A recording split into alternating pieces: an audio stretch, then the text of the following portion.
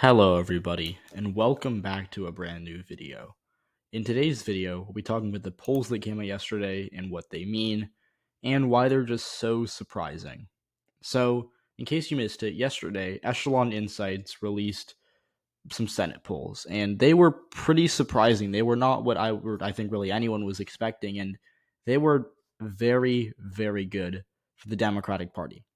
In Arizona, Democratic incumbent Mark Kelly led by 15 points. In Georgia, Democratic incumbent Raphael Warnock led by 10 points. In Pennsylvania, John Fetterman was on track to flip the seat by 21%. In Florida, Republican incumbent Marco Rubio was leading his Democratic challenger by 9. In Ohio, Tim Ryan led J.D. Vance by 6. This would be an unambiguously very good result for the Democratic Party. Kelly and Warnock, who are two of them that, they're more vulnerable incumbents, would be holding on comfortably.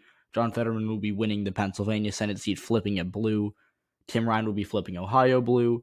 And yes, the Florida poll is the one downside of the poll, but I think most Democrats are aware that they aren't going to be winning Florida anyways. And so even if, even while losing by now will be disappointing, but overall, very good poll for the Democrats. So let's just talk about these polls. Let's start with Arizona, where Mark Kelly is up by 15%, and that would actually be a safe margin of victory. So again, I've got this map filled out with my current projections here, or just estimates, I guess you could say, not by margin, obviously, but filled some states here, and then I left some states blank where we got the polls. And Arizona is the first one we'll do here. And Mark Kelly was beating Blake Masters by 15 points. So again, that is way outside the margin of error in any poll. And it's also pretty good for him when you consider the fact that in the 2020 Arizona polls, they weren't bad enough to make you really question it. So in 2020, Biden was ahead by 2.6%, and he ended up winning Arizona by about 0.2. So, or sorry, 0.3. So the polls are about 2.3% off in the favor of the Democrats. So yeah, let's just say you think that they're going to miss by the same amount again.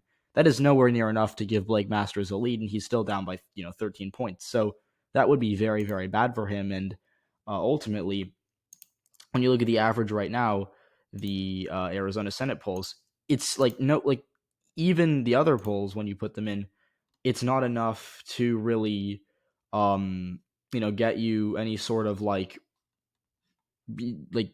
path for Masters, because again, he would still be down 5 if you add that adjustment. So Arizona is the first one that is really good for the Democrats. Now let's go to Florida, which again was the Rubio +9 poll, which I think that checks out. I think that's basically the amount Rubio is going to win by. It could be a little less. I know I'm a little bullish on that margin, but I think he'll win by high single digits, maybe low double digits if he gets lucky. Let's look at the Florida polls here. So if you adjust for the 2020 polling miss in Florida, which I think I'll actually be doing here. So I'll change Arizona to likely because I want to just throw in the polling miss just to help you guys see. In Florida, Biden was ahead by 2.5. He lost it by 3.3. So again, that is a pretty substantial polling miss. It's 5.8% towards the direction of Donald Trump. So yeah, if you give Rubio that extra 5.8%, he'd be ahead by nearly 15, which is just under the safe category. But yeah, that's that's a really good poll for Rubio to begin with. But I don't really think he needed it again. I think everyone's pretty sure he's going to win. The question is really by how much. And ultimately, I'm not surprised that he's up in the polls. Now, let's go to Georgia, which is right above Florida here. And as you can see right here, this poll showed Raphael Warnock beating Herschel Walker by 10 and also surpassing him, getting to 50% past that runoff threshold. And that's pretty important, too, that, you'd essentially avoid that runoff. But as you can see, the polls in Georgia in 2020 were actually pretty good. Joe Biden was ahead by 1.2% on election day. He won by 0.2, so the polls were about a point off in the 538 average. And again, we got a lot of really bad polls that kind of inflated Biden's numbers. Like if you even go back to the week before the election, the polls were pretty accurate. If you run back the clock a week, they would have been 0.2% off. So yeah, it was certainly to me, I guess you could say pretty good polling. I'll be probably inclined to trust the Georgia polls more than most other polls in 2022. But anyways, throw it in the average, as they say. Look at Georgia right now. Warnock up by 2.1%.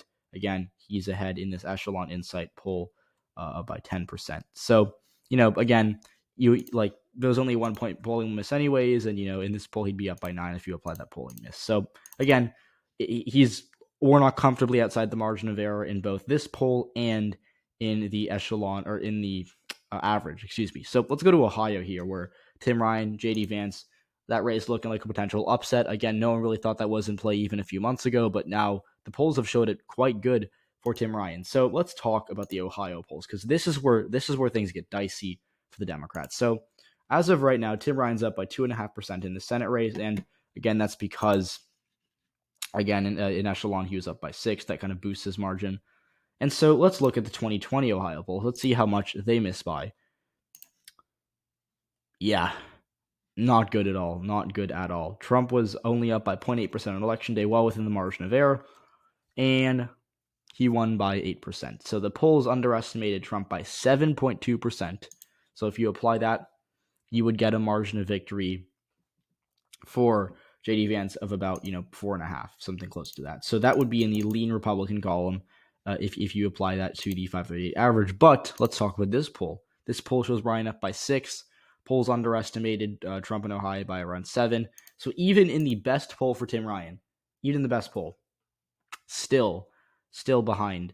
And that's not good for him. Again, I've never really been someone who actually thinks Tim Ryan's in a position to win or even come within 5%. But even in a poll like this that is just so good for him, he still would be down by about 1.5 to JD Vance. So again, disappointing for Tim Ryan, but if Ryan only loses about 1%, I'll be very impressed. So let's go to Pennsylvania now, where we can see this poll, because the Pennsylvania polls, everyone's been talking about how bad they seem to be looking. And again, I don't think Fetterman's going to win anything close to 21, even if he does end up winning.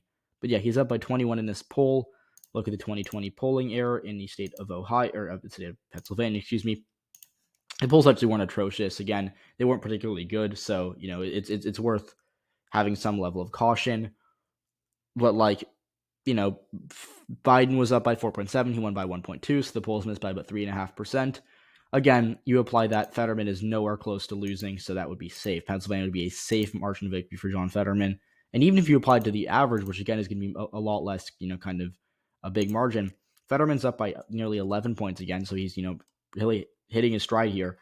And, give Oz 3.5%, which I think is certainly reasonable, he'd still be down by over 7. So that's what these set of polls are showing. Again, if you want to do it by I guess a more aesthetic look, just because some states are margins, some aren't. This is what the map would look like if you put my projections in the states where they don't have polls and where they do have polls.